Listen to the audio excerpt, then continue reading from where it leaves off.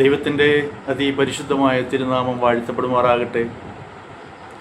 എൻ്റെ പ്രിയപ്പെട്ട സഹോദരങ്ങളെ, കർത്താവിൻ്റെ കൃപയാൽ നമുക്ക് പിന്നെയും ദൈവസന്നിധിയിലേക്ക് അടുത്തു വരുവാൻ ഒരവസരം കൂടി ലഭിച്ചതോടെ ദൈവത്തെ മോഹപ്പെടുത്താം. ആമേൻ. നമ്മുടെ ദൈവം എത്ര നല്ല ദൈവമാണെന്ന് നാം അനുഭവിച്ചറിഞ്ഞുകൊണ്ടിരിക്കുകയാണ്. ഓരോ ദിവസവും ദൈവത്തിൻ്റെ കൃപ നമ്മുടെ മേൽ ദൈവം പകർന്ന് നമ്മളെ വഴി നടത്തുന്നു. അതിന് നമുക്ക് കൃത്യമായിട്ട് നന്ദിയുള്ളവരായിരിക്കാം. സ്തോത്രം. നാം ഹൃദയം തകർന്ന് ദൈവത്തെ വിളിക്കുമ്പോൾ ദൈവം കേൾക്കും. പ്രതികൂലങ്ങളുടെ നടുവിലും പ്രതിസന്ധികളുടെ നടുവിലും ഒറ്റപ്പെടലിൻ്റെ നടുവിലുമൊക്കെയാണ് നാം ദൈവത്തോട് നിലവിളിക്കുന്നത്. നമ്മുടെ വരുതിക്ക് കാര്യങ്ങൾ നിൽക്കാതെ വരുമ്പോൾ, നാം വളരെയധികം വേദന അനുഭവിക്കുമ്പോൾ, ഹൃദയം തകർന്നുള്ള ഒരു നിലവിളി അത് നമ്മളിൽ നിന്ന് വരുമ്പോൾ അത് സ്വർഗം കേൾക്കും. സ്തോത്രം. നമ്മുടെ ആ ഹൃദയത്തിൻ്റെ ഭാരം, ആ വേദന മറ്റുള്ളവർക്ക് മനസ്സിലാകണമെന്നില്ല. നമ്മുടെ വിളിയുടെ ആ പ്രത്യേകത ദൈവത്തിന് മനസ്സിലാകും. സ്തോത്രം.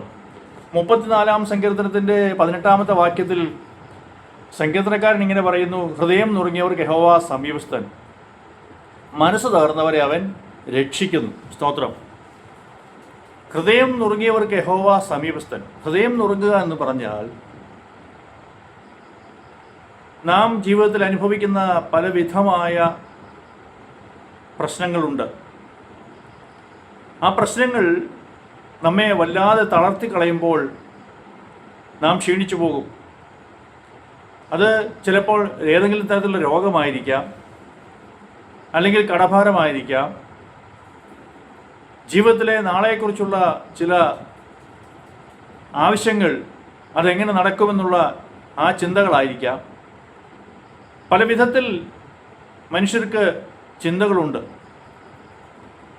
ആ ചിന്തകൾ പലപ്പോഴും മനുഷ്യനെ വ്യാകുലപ്പെടുത്തും. അന്നേരം രാത്രിയുടെ യാമത്തിലായിരിക്കും ഒറ്റയ്ക്കിരുന്ന് നിലവിളിച്ചു പോകും. ഉറക്കം വന്നു കട്ടിലിൽ കയറി കിടക്കാൻ തോന്നിയാലും കയറി കിടന്നാലും ഉറങ്ങണമെന്നില്ല. കാരണം ഉറക്കം വരാത്ത സാഹചര്യമാണ് അപ്പോൾ നിലനിൽക്കുന്നത്. ഉറങ്ങണമെന്ന് ആഗ്രഹമുണ്ട്, പക്ഷേ ഉറങ്ങുവാൻ കഴിയുകയില്ല. കാരണം അതുപോലെയുള്ള ആവശ്യങ്ങളും പ്രതിസന്ധികളും മുൻപിൽ നിൽക്കുമ്പോൾ ഉറങ്ങുവാൻ സാധിക്കുകയില്ലല്ലോ. അങ്ങനെയുള്ള സന്ദർഭങ്ങൾ എനിക്കും നിങ്ങൾക്കും ഉണ്ടായിട്ടുണ്ടെന്ന് ഞാൻ വിശ്വസിക്കുന്നു. അവിടെയെല്ലാം ഒറ്റയ്ക്കിരുന്ന് കരഞ്ഞപ്പോൾ, ഹൃദയം തകർന്ന് ദൈവത്തോട് നിലവിളിച്ചപ്പോൾ, അടുത്ത പ്രഭാതത്തിൽ മറുപടി ലഭിച്ചത് നമുക്കെല്ലാവർക്കും ഓർമ്മയുണ്ട്. സ്തോത്രം. ഹൃദയം നുറുങ്ങിയവർക്ക് യഹോവ സമീപസ്ഥൻ. നമ്മുടെ ആ ഹൃദയത്തിൻ്റെ വേദന, ആ അവസ്ഥ നമ്മുടെ വീട്ടുകാരറിയണമെന്നില്ല, നമ്മുടെ കൂട്ടുകാരും അറിയണമെന്നില്ല, വേണ്ടപ്പെട്ടവരറിയണമെന്നില്ല. എന്നാൽ അതറിയുന്ന ഒരുവനുണ്ട്. അവനെപ്പോൾ അടുത്ത് വരും. എന്നിട്ട് പറയും: ഭയപ്പെടേണ്ട കുഞ്ഞാ, ഞാൻ നിന്നോട് കൂടെ ഉണ്ട്. നിൻ്റെ ആവശ്യങ്ങൾ ഞാൻ അറിയുന്നു. ഞാൻ നിന്നെ സഹായിക്കും. ഞാൻ നിന്നെ ശക്തീകരിക്കും. എൻ്റെ വലങ്കൈ കൊണ്ട് ഞാൻ നിന്നെ താങ്ങും. സ്തോത്രം. നിനക്ക് ആവശ്യമുള്ളതെല്ലാം ഞാൻ ചെയ്തു തരും. നീ ഒന്ന് സമാധാനപ്പെട്. നീ വെറുതെ വ്യാകുലപ്പെടേണ്ട കാര്യമില്ല. ഞാൻ നിന്നോട് കൂടെ ഉണ്ടല്ലോ. സ്തോത്രം. അപ്പോൾ ഹൃദയം നുറുങ്ങിയവർക്ക് യഹോവ സമീപസ്ഥൻ, മനസ്സ് തകർന്നവരെ അവൻ രക്ഷിക്കുന്നു. സ്തോത്രം. ഒരു ദിവസം യേശു യെരിഹോവിൽ കൂടി കടന്നു പോകുമ്പോൾ വലിയ പുരുഷാരം യേശുവിനെ അനുഗമിച്ച് പോകുന്ന സന്ദർഭമാണ്. ആ സന്ദർഭത്തിൽ കണ്ണുകൾക്ക് കാഴ്ചയില്ലാത്ത ഒരു മനുഷ്യൻ അവിടെ ഇരുന്നുകൊണ്ട് യേശുവിനോട് നിലവിളിച്ച് അപേക്ഷിക്കുന്നത് നമുക്കറിയാം. യേശുവിനെ അവൻ കണ്ടിട്ടില്ല, എന്നാൽ യേശുവിനെക്കുറിച്ച് അവൻ അറിയാം. യേശു ഒരു വാക്ക് കൽപ്പിച്ചാൽ സൗഖ്യം വരും. യേശു ഒന്ന് തൊട്ടാൽ വിടുതൽ നടക്കും. അങ്ങനെയുള്ള അറിവ് അവന് പകർന്നു കിട്ടിയിട്ടുണ്ട്. യേശുവാണ് പോകുന്നതെന്ന് അതിലേക്ക് കടന്നു പോകുന്ന പുരുഷാരത്തിൻ്റെ വാക്കുകളിൽ നിന്ന് പലപ്പോഴും അവനത് മനസ്സിലായിട്ടുണ്ട്. സ്തോത്രം. യേശു ഇനി അതിലെ വരുമ്പോൾ ഞാൻ തീർച്ചയായും എൻ്റെ ആവശ്യം യേശുവിനോട് ഞാൻ അറിയിക്കും. കാരണം യേശു സൗഖ്യമാക്കുന്ന ദൈവമാണെന്ന് ഞാൻ മനസ്സിലാക്കിയിരിക്കുന്നു. അതുകൊണ്ട് ഇനിയും അടുത്ത ദിവസം യേശു ഇതിലെ വരുമ്പോൾ ഞാൻ ആ അവസരം വിനിയോഗിക്കുമെന്ന് അവൻ ഉറച്ചിരുന്നു. സ്തോത്രം. ഇതാ അവൻ കാത്തിരുന്നത് പോലെ യേശു അതിലെ കൂടെ വന്നു. വലിയ പുരുഷാരം യേശുവിനെ അനുഗമിക്കുന്നുണ്ട്. യേശുവാണ് കടന്നു പോകുന്നത് മനസ്സിലാക്കിയ അവൻ ഉച്ചത്തിൽ നിലവിളിച്ചു പറഞ്ഞു, യേശുവേ ദാവീദ് പുത്ര, എന്നോട് കരുണ തോന്നണമേ. സ്തോത്രം. അതൊരു നിലവിളിയായിരുന്നു, അതൊരു വലിയ പ്രാർത്ഥനയായിരുന്നു, ഒരു വലിയ അപേക്ഷയായിരുന്നു. സ്തോത്രം. യേശുവിൻ്റെ കൂടെ വന്ന ശിഷ്യന്മാരുൾപ്പെടെ അവനെ വിലക്കി. നീ എന്തായി ബഹളം വെക്കുന്നേ, മിണ്ടാതിരിക്കുക. എന്നാൽ യേശു ആവശ്യക്കാരനെ കൈവിട്ട് കളയുന്ന ദൈവമല്ലല്ലോ. അവൻ്റെ ഹൃദയം തകർന്നാണ് അവൻ നിലവിളിച്ചത്, യേശുവേ ദാവീദ് പുത്ര, എന്നോട് കരുണ തോന്നണമേ. മനുഷ്യർക്കാർക്കും അവനോട്, ആ സാധാരണ മനുഷ്യനോട്, കുരുടനോട് കരുണ തോന്നണമെന്നില്ല. എന്നാൽ അവൻ്റെ ഹൃദയത്തിൻ്റെ വേദനയും അവൻ്റെ അവസ്ഥയും യേശുവിന് മനസ്സിലായി. യേശു അവിടെ നിന്നു. ആരാണ് എന്നെ വിളിച്ചത്? അവനെ എൻ്റെ അടുക്കൽ കൊണ്ടുവരുവീൻ. സ്തോത്രം. ശിഷ്യന്മാർ പോയി അവനെ യേശുവിൻ്റെ അടുക്കൽ കൊണ്ടുവന്നു. ഞാൻ നിനക്ക് എന്ത് ചെയ്തു തരണം? സ്തോത്രം. ആ ഒരു ചോദ്യം കേൾക്കുവാനാണ് അവൻ കാത്തിരുന്നത്. യേശു ചോദിക്കുകയാണ്, കുഞ്ഞെ, മകനെ, ഞാൻ നിനക്ക് എന്ത് ചെയ്തു തരണം? സ്തോത്രം. എൻ്റെ കർത്താവേ, എനിക്ക് മറ്റൊന്നും വേണ്ട, എനിക്ക് കാഴ്ച കിട്ടണം. കാഴ്ച കിട്ടിയാൽ എനിക്ക് യേശുവിനെ ഒന്ന് കാണണം. അതിനുശേഷം എനിക്ക് ഈ ലോകം ഒന്ന് കാണണം. ഞാൻ ജനിച്ചിട്ട് ഇത്രയും വർഷമായി എനിക്ക് ഈ മനോഹരമായ ലോകം കാണുവാൻ കഴിഞ്ഞിട്ടില്ല. അതുകൊണ്ട് എനിക്ക് കാഴ്ച വേണമെന്ന് അവൻ യേശുവിനോട് തൻ്റെ ആവശ്യം അറിയിച്ചു. ഉടൻ തന്നെ യേശു അവൻ്റെ കണ്ണുകളെ തൊട്ടു. അവന് കാഴ്ച ലഭിച്ചു. സ്തോത്രം. പ്രിയപ്പെട്ടവരെ, നമ്മുടെ കർത്താവിന് അസാധ്യമായിട്ടൊന്നും ഇല്ല എന്നുള്ള കാര്യം ഇതുകൊണ്ടാണ് ഞാൻ എപ്പോഴും പറയുന്നത്. ഹൃദയം നുറുങ്ങി നിലവിളിച്ചാൽ ദൈവം കേൾക്കും. മറ്റുള്ളവർ നിരുത്സാഹപ്പെടുത്തിയാലും മറ്റുള്ളവർ പലതും പറഞ്ഞാലും ഇതാ നമ്മുടെ ഹൃദയത്തിൻ്റെ ഭാരവും വേദനയും അറിയുന്ന കർത്താവ് അത് കേൾക്കാതെ പോവുകയില്ല.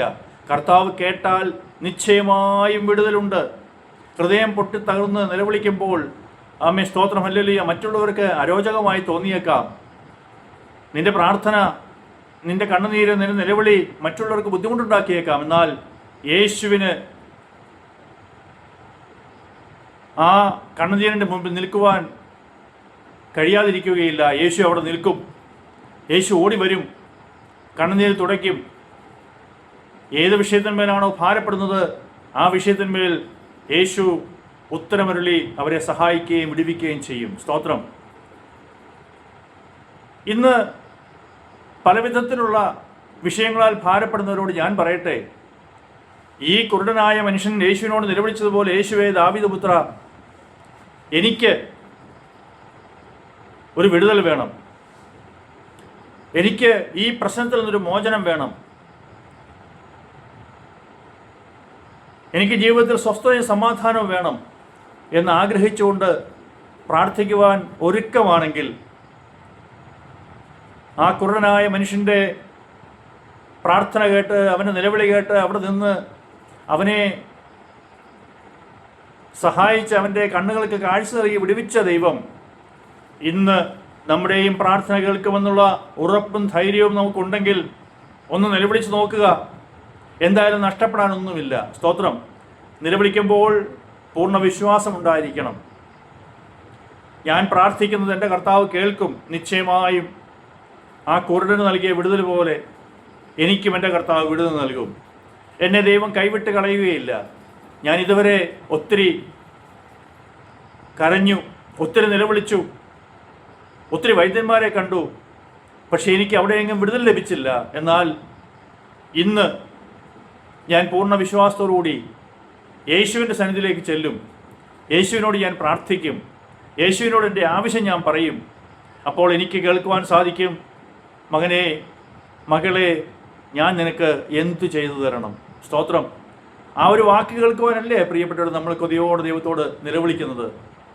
ആ ഒരു വാക്ക് നമ്മളിൽ പകരുന്ന ആശ്വാസം ചെറുതൊന്നുമല്ല. യേശു അങ്ങനെ ഒരു ചോദ്യം ചോദിച്ചാൽ നിശ്ചയമായും നമ്മുടെ ജീവിതത്തിൽ വലിയ വ്യത്യാസം വരും. ഒരു വിടുതൽ വ്യാപരിക്കും. നമ്മുടെ പ്രശ്നങ്ങൾ മാറും. ഹല്ലേലൂയ. യേശുവേ ദാവീദ് പുത്ര, ആമേൻ, എന്നോട് കരുണ തോന്നണമേ എന്ന് നിലവിളിച്ച് പ്രാർത്ഥിക്കുക. ആമേൻ, ഹല്ലേലൂയ. ആ സാധുവായ മനുഷ്യനോട് മനസ്സലിഞ്ഞ ദൈവം ഇന്ന് ആമേൻ പ്രാർത്ഥിക്കുന്ന ഓരോ പ്രിയപ്പെട്ടവർക്കും മറുപടിയുമായി ആമേൻ ഹല്ലേലൂയ ഏറ്റവും അടുത്ത് നിൽപ്പുണ്ടെന്നുള്ളത് ആമേൻ ഞാൻ പൂർണ്ണമായിട്ട് വിശ്വസിക്കുന്നു. ഹല്ലേലൂയ. ഞാൻ നിനക്ക് എന്ത് ചെയ്തു തരേണ്ടു?